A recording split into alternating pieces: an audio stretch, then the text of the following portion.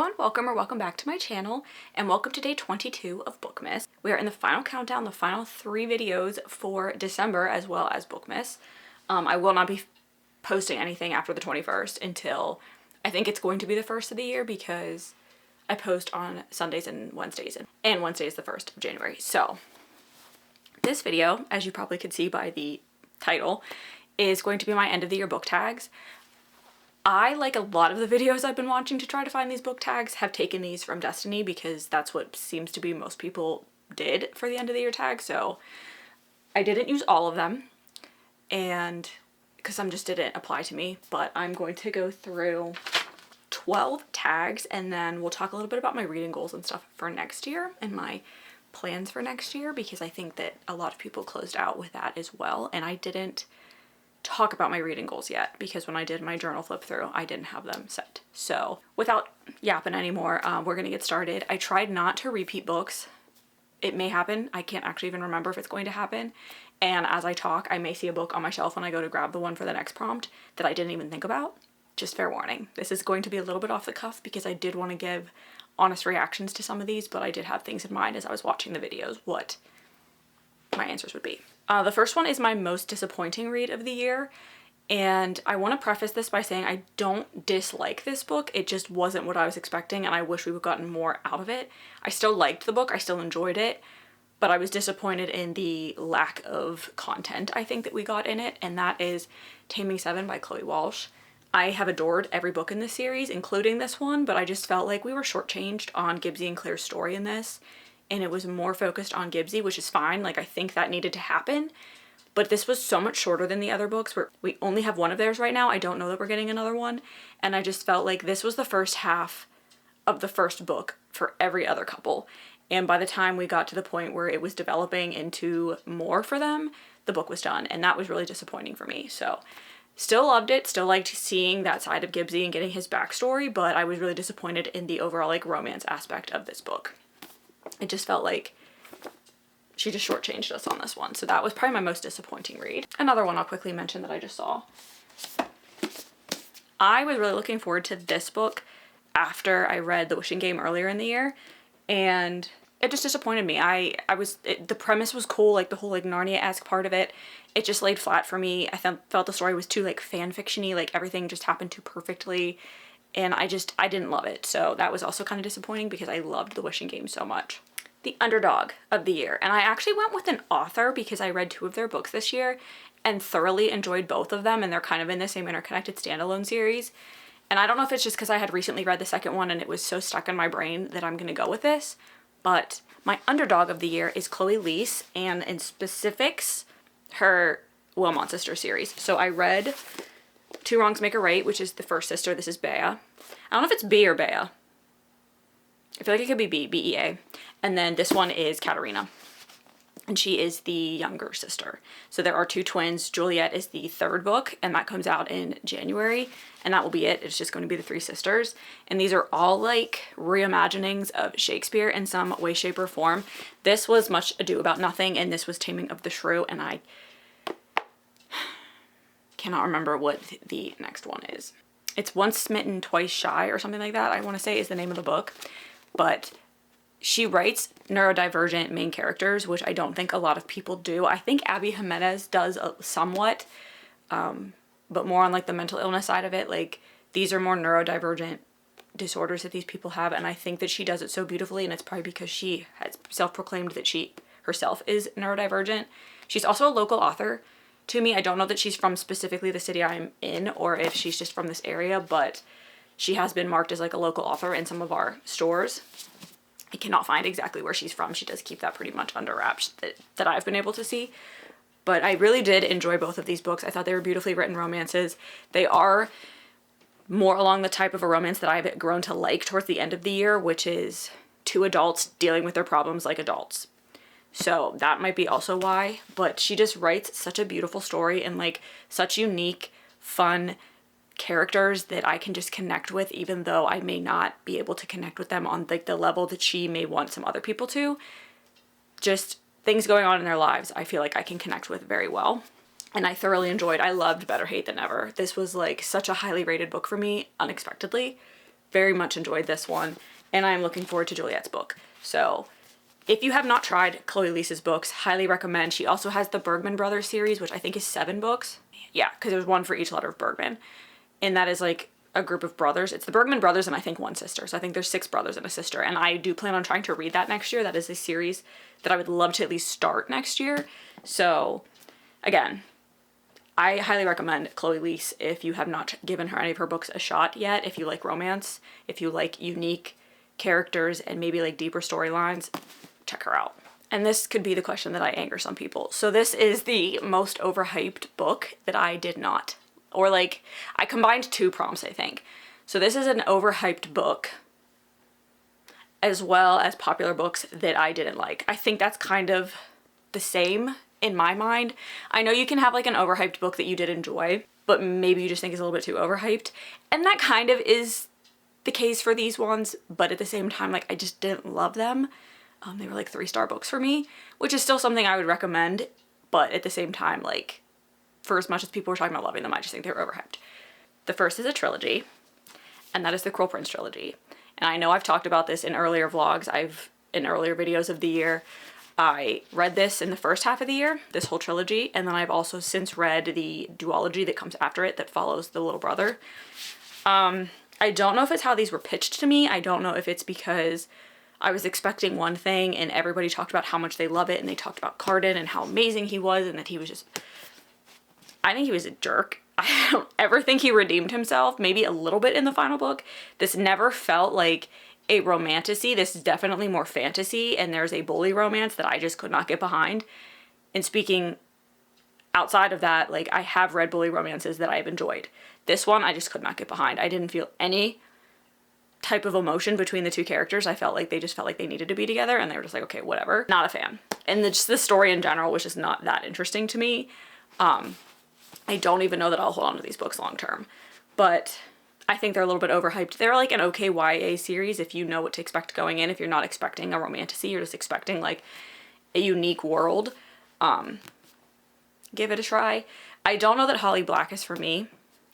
I also read her book A Night, I think it's called, and I didn't love that either. So I don't know that I'll be reading any more of her books. I did actually enjoy the second, like the duology that's back there from this world. I did enjoy that, but I just think that out of the 6 books that I've read, only liking 2 of them, I just don't know that this is an author I'm going to continue to read, but to each their own. Another book that I think has been extremely overhyped towards the end of this year that I read that I didn't enjoy that much, and that again, I've talked about this book before too, could have been because of the circumstances in which I read it, which I was on a trip, and it's a very large book, and there's a lot of world building, and I probably wasn't paying attention as much as I should have. So I do plan on trying to reread this book at some point next year before the second one comes out. But if I don't like the reread, I'm probably not going to read the second one. So that is When the Moon Hatched by Sarah A. Parker. I didn't connect with the characters as much as I would have. The storyline was okay, it was interesting. I didn't like that we were getting, I am happy I got to read this on my Kindle too because it's massive, but we were getting like letters sprinkled throughout, like diary entries sprinkled throughout, and you don't actually know who the heck these are being written by or about until like a third of the way through the book, and at that point it makes more sense. And I wish I would have known beforehand, unless I completely missed that, who these were following and who these were talking about, because I probably would have paid more attention to them, because they were so out of context when we started reading them that I was just like, I don't understand why I'm reading these. But now knowing, I may go back and try to read this and I may enjoy it more. I don't know. I love a book with a dragon in it, so that's why I really do want to give this one a second try, because there are dragons in this that come more into play towards the end. So I think I would like maybe the second one, and there won't be as much world building, and the relationships and everything are more established towards the end of this, so there's a good chance that I may like the second one more. But I just really was not impressed at all with this one, and the relationship and the like romance in it even was just kind of, it fell flat for me. So I am going to try to read this again, but I do think, like, for what this is worth, it was a little bit overhyped. Now for books that surprised me. This might have been one of the easier decisions I made, and that is the These Violent Delights Are Violent Ends duology. What is this called? I think it's just the These Violent Delights duology. Duet, whatever they want to call it. And it is about Roma and Juliet, and it is a Romeo and Juliet retelling in 1920 Shanghai. and it is fantasy, so there is fantasy aspects to it. It is romantasy, I would call it. But there's also like the rival gang situation going on, and you do have similar characters to those that you see obviously in Romeo and Juliet, because it is a reimagining, and I just enjoyed these so much. I don't know if it was like, sometimes I don't thoroughly enjoy like Asian mythology retellings and stuff like that, so I think that's why this scared me, although Shakespeare's Romeo and Juliet's not bad. But I think like the setting scared me.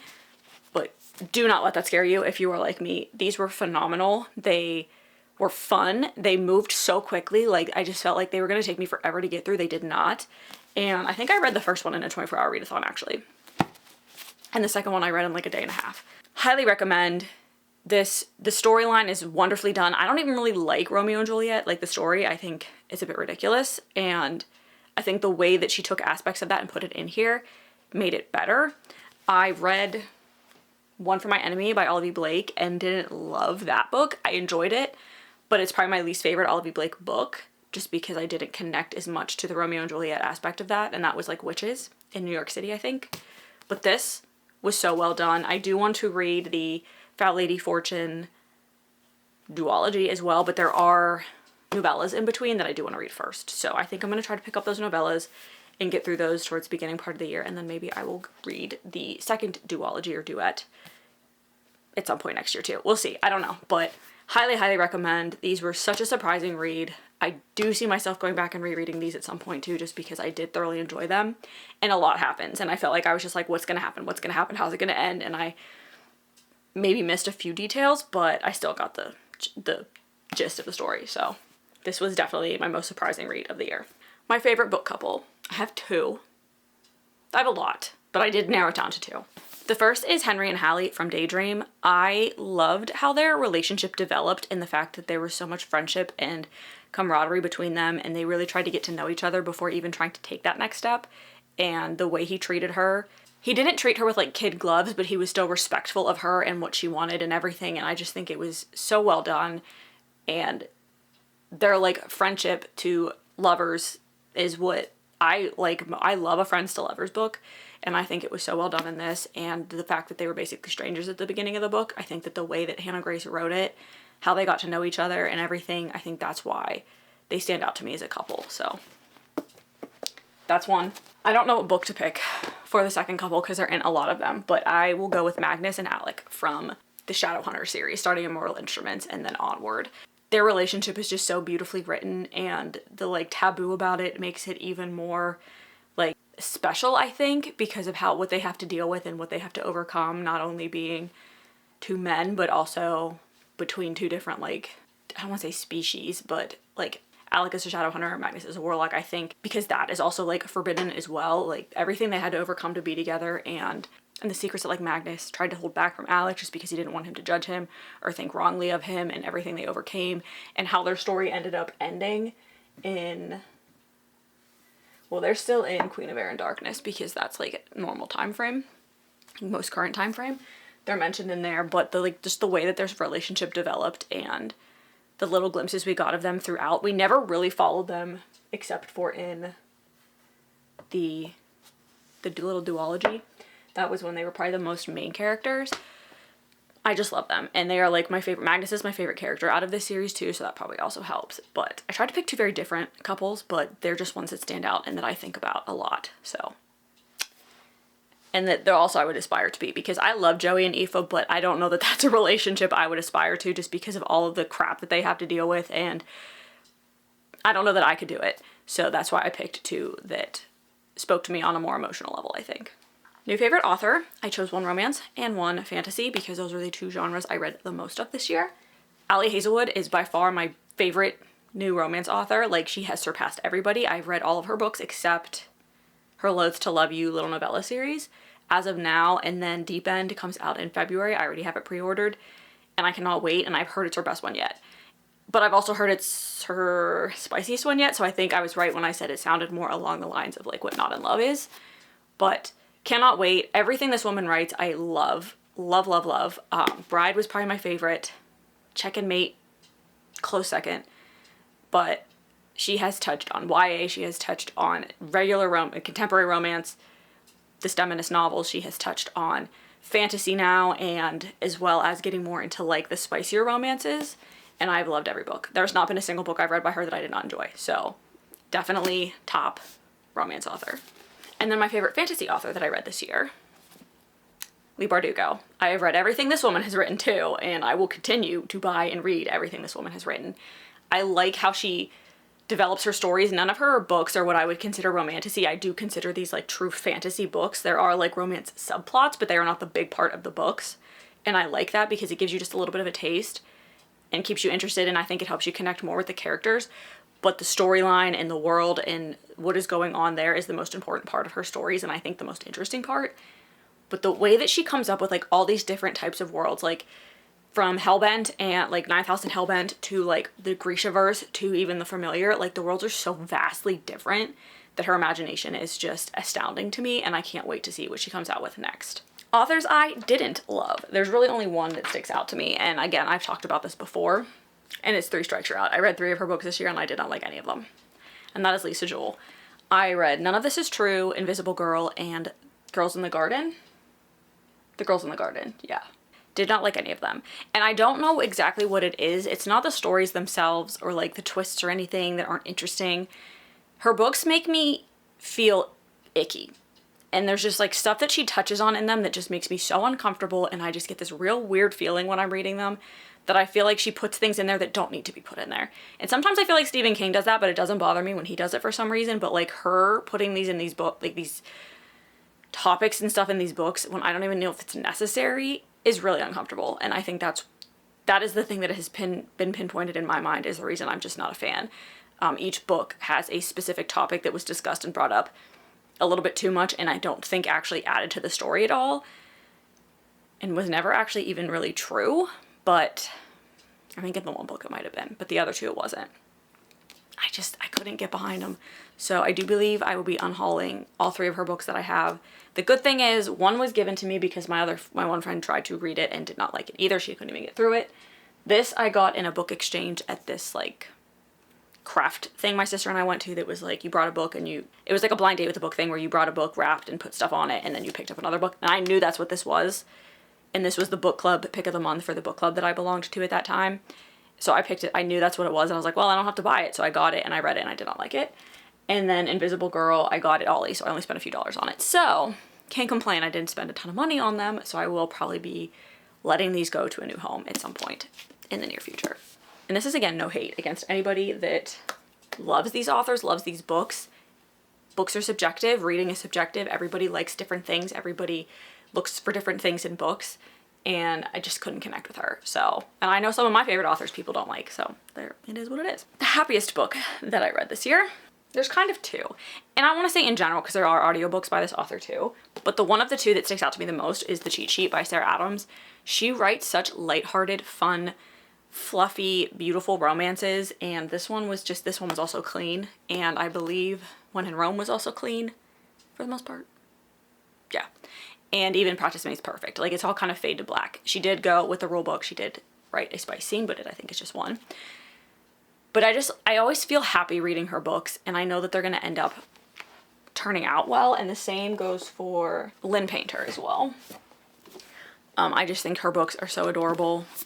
I loved both of the ones I read by her this year. Again, she just writes light, fluffy, fun, quick romances, and that is what makes me happy. When I know when maybe I've read a little bit too many dark things or like too much fantasy, like if I go to one of these authors, I know it's going to make me happy and just make me feel lighthearted. So, happiest books. The saddest book I read this year, this one was pretty easy to pick as well, and that was Magnolia Park's Into the Dark. Again, I've talked about this in multiple videos. What Magnolia deals with in this book is something that I think about way too often, and it's a very sad topic. And the way that she thinks about it and talks about it are the ways that I think and talk about it. So as well as being therapeutic, this was also very difficult and very sad and very hard to get through. And at first I didn't think I was even going to cry during this book because a very sad thing happens at the end of the last one, beginning of this one, and I didn't cry. And I was like wondering if I was broken. But about halfway through, they're talking about stuff and there's like some flashbacks and stuff, and that's when I broke. So it takes a lot for a book to make me like cry, and I was crying during this one. So definitely my saddest read. There were happy things that happened in it, but a lot of sad things as well. The Boys of Tommen is also very sad, but this one definitely, I think, made me cry more. Most frustrating book. I just had two. I just read one because I had another one in mind. I'm still going to talk about it. I read them both this month, actually. The first being Sky Shade by Alex Astor. I was so looking forward to this book because of how the last one ended, and the way that she treated the thing I was excited about in this book made me really angry. So I don't know where it's going to go from here. Isla also frustrated me a lot in this one. I did not love her character as much as I've been liking her in the other two books. In this one as much, and I'm hoping she redeems herself in the next book. But there were some things in here that like really teed me off. But I think I'm gonna like where it's gonna go. But this was like a book that had to happen in order to get where we are. But at the same time, I felt like, I don't know if she's like intentionally trying to like make the readers frustrated. I don't know. I don't know what she was trying to do with this book, but I was so excited to get into this because of what happened at the end of the last one. And then nothing that I wanted happened. So it was very frustrating. And I'm also really scared for how the next one's gonna end. And then a book that I liked a little bit too much, I think, for what it was about and the whole storyline and everything. I thoroughly enjoyed this book and cannot wait for the next one to come out. That was Dishonestly Yours by Kristen and Becca Ritchie. This book is also extremely frustrating because you're dealing with these two families that have basically been like, I don't know if it says it on the back. It says like they don't want to be living their lives anymore, and it does talk about like, okay, no, it doesn't. Con jobs. Their families are con men. And we follow Phoebe and we follow Rocky, who are from obviously the two different families, and they often get paired together in these cons. And the book starts off with you thinking like they absolutely cannot stand each other, but this is a romance novel, so I think we all know where it's gonna go. But the frustrating thing was the two of them and like why they didn't want to be together or thought they couldn't be together outside of the cons that they were doing.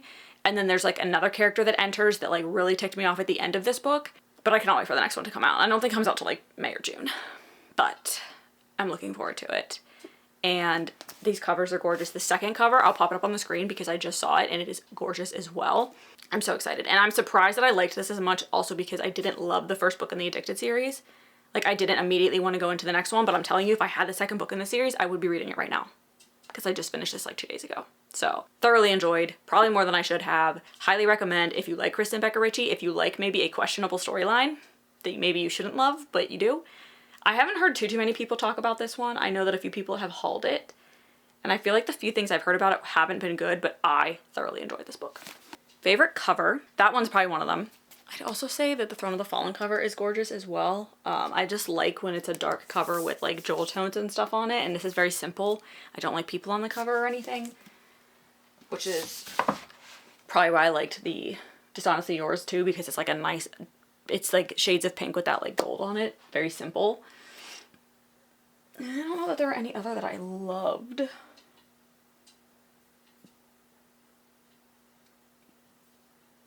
That were purchased this year. The Reckless cover, like I do like the entire Powerless. Oh, that's not it. This one actually was good too.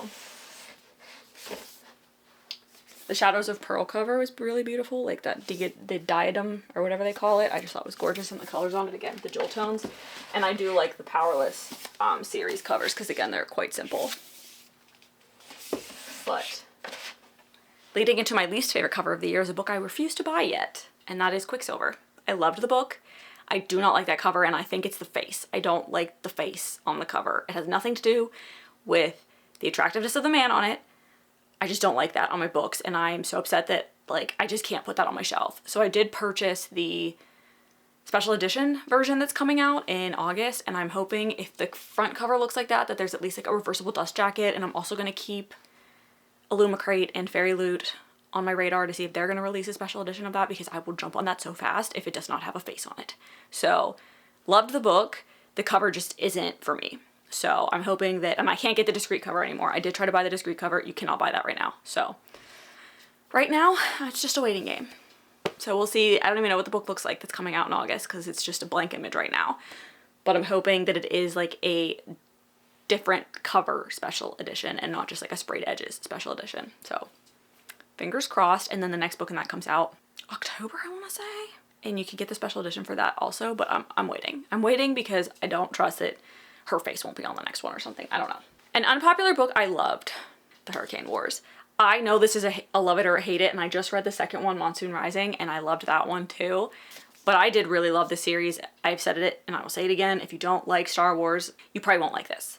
If you don't like that kind of a sci-fi fantasy feel, you may not like this. It is a true enemies to lovers, and it continues to be a true enemies to lovers in the second book as well.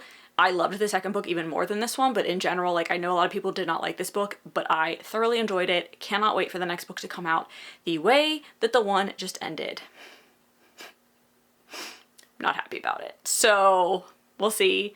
I don't know how long we're gonna wait because I read that book within like a week of it coming out. So I have to wait probably at least a year. But if you're on the fence, I say give it a try. You can always DNF it if you own it and just like people have been kind of making you think not to read it. I say give it a try because I bought it and then saw everybody saying like, oh, I didn't like it. But then I still read it and I thoroughly enjoyed. So, okay, so that is all the tags that I'm gonna do.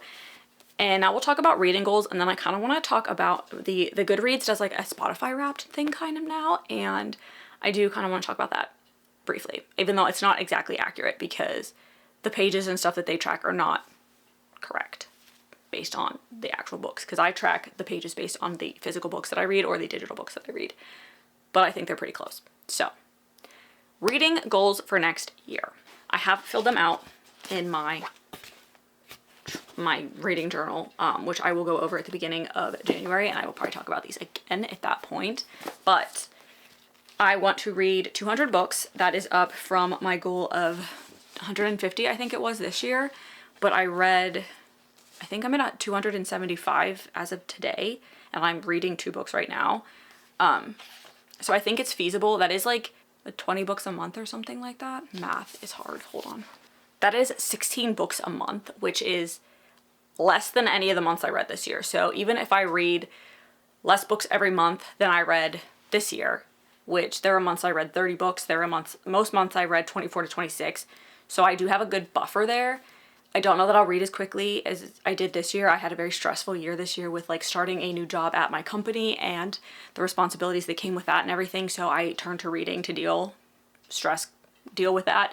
I don't know the next year will be any better, but I don't make any promises that I'm going to keep up obviously the same pace that I have now. There are also some larger books that I do want to read next year. So you never know. I could completely slump out too and just have a really bad month. So I'm going to stick with that. I want to expand my genres. So I do want to dive more into sci-fi and historical fiction and just regular contemporary fiction. Different types of genres, not just romance, fantasy, romantasy, thriller. I do want to expand a little bit, maybe a little bit more horror. I don't know. I do want to like dive a little more into like true horror other than Stephen King, just to see what I think about it. But that's just kind of where my mind is on that. I don't have a specific goal for that. I just want to be able to look in and see that and be like, stop reading the same types of books that you always read. Try reading something different. I want to reread 5 books. Which, in the back of my mind, I would love to reread the Harry Potter series next year. I wanted to do that this past year. I just didn't get around to it because I didn't want to read. You can't see them. But my, like, first edition hardbacks are up here. I didn't want to read them because there is one that is holding on by the, like, skin of its teeth because I read it so many times as a child that I'm just afraid to crack the spine on that one anymore just because I think it'll fall apart at some point. But I now know that they're on Kindle Unlimited, so I can just read them on my Kindle if I don't get, like, paperbacks. I did want to, like, go through and annotate them. I don't know that I'll still do that, but I do want to reread them, so I can do that on Kindle Unlimited. So that would be an easy way to get to 5, because that would be 7 if I got through the whole series. I want to read 50% of my physical TBR as of the end of 2024. So I also have that in here, minus a few books. I am waiting. It's pretty bad. I'm waiting on a few more books to come in from book subscriptions for the end of the year. And I know I'm getting a few for Christmas, but I already have those written down, so hopefully we're good. And then I want to try to read 2 Kindle Unlimited books per month minimum. I have Kindle Unlimited. My sister actually uses my account as well because our Kindles are set up to the same account. And she uses the crap out of it, so it's not like my money's not being used. But I'm paying for it, so I'd like to get my money's worth out of it. And this month I did read some Christmas novellas and stuff on it, so I do feel like I utilized it this month. And I still do want to read one more book on that this month if I have time. But I do want to focus on that. So my thoughts are pretty much that when I pick my TBR for the beginning of the month, I'm going to try to pick 12 books every month. That's what I have my journal set up to do, is 12 books at the beginning of every month on my spread. I want those to be physical books. I want those to be books off my TBR or that I know are coming to me in that month, because that is the only way I'm going to get my physical TBR down. But on top of that, I want to read at least 2 books on Kindle Unlimited. So that is like 14 books a month right there if I get through the TBR. So that's already pretty close to my 200 books in a year goal. But again, there could be months that I do better or I do worse. But we'll see. That is my mindset going into it right now. So you won't see me picking any Kindle Unlimited books in my TBR videos, because I do want to focus my physical TBR in those, and then just kind of pick and choose the Kindle books based on maybe some reading vlogs that I have in mind, or like just the feel of the month or whatever. Next month, two of my Kindle Unlimited reads will fall into a reading vlog that I have an idea about based on a book that was already chosen for my TBR. That video will be out in 2 days. That'll be the 24th that you'll see my January TBR. But I don't know. I'm just gonna kind of let the Kindle books be like what feels right at that moment and focus my physical TBR on my monthly TBR. Some quick Goodreads wrapped. I don't actually know what to call it, but what Goodreads gave me. The amount of books that I've read so far this year, like I said, is 275. They're saying that's 114,337 pages. That might differ from what I did in my stats video, because the pages, like I said, are not ever correct on here based on what the actual page count is in the book. So they're saying my longest book was Redeeming 6, which still may be accurate, but I don't think that the page count is correct here. And the shortest book was they're saying Cruel Winter with You, because that's the book that I used to track all of the novellas that I read. I was not going to track each of those individually, but I think another one in there would have been. So one of the novellas I read for Christmas is the shortest book. My average book length was 415. My most shelved book is not a book I read this year. It's actually The Silent Patient, and I read that last year. And my least shelved book is Remotely Loved by Lori Thorne, which is a book I received in my romance reveal box. I do not get that box anymore. Goodreads has my average rating for 2024 as 3.8. Again, you can only give full stars on Goodreads, so that's just what they came up with. I think that my calculated one was slightly higher. And then the highest rated book on Goodreads that I read this year, also Redeeming 6, which was one of my top 2 books. I'm not going to rank the top 2 because one was a fantasy, one was a romance, so they're just separate in my mind. My first review of the year was Iron Flame, and I think that's kind of it. It's going to show me like all the pictures of all the books I read, but my last review so far has been The Cruel Winter with You. And that was just because I wrote that. I don't know if it's just counting because I've definitely finished another book since then, but I didn't write a review for it. But I did write a review for my first book, so I know Iron Flame was the first book that I read this year. So that was a fun little quick review to end the video, but that's all I have. Let me know what some of the answers to these book tag questions of yours are in the comments below. You can answer all of them too. That'd be nice to see if anybody has similar. I always think that's interesting to see if like your answers are the same as mine. I mean, it would be really hard, I think, to be the same as mine for this, just because we're not talking about like a specific book and your thoughts on that. We're talking about every book I read this year, and obviously we didn't all read the same books, but it's still interesting to me. Let me know if you plan on rereading any books next year, because that is something I do want to start to focus on more. And I just want some ideas. Like, I have obviously the Harry Potter series I want to reread. I eventually want to reread like all of Sarah J. Maas's books, but that's gonna have to be planned because there's a lot there. But I think there's some other ones that I do eventually want to read. I'm not one of those people that rereads every book before the next book in a series comes out, because that's all I would ever do. But I think that there's some that I may do that for. I really thought about rereading Swordcatcher before The Ragpicker King comes out, just because it'll be a year and a half between the books, and so much happened in this one, and it was definitely a harder to digest fantasy than I'm used to. But let me know. And I thank you all so much for watching if you've made it this far in the video, and hope to see you all tomorrow for Bookmas Day 23.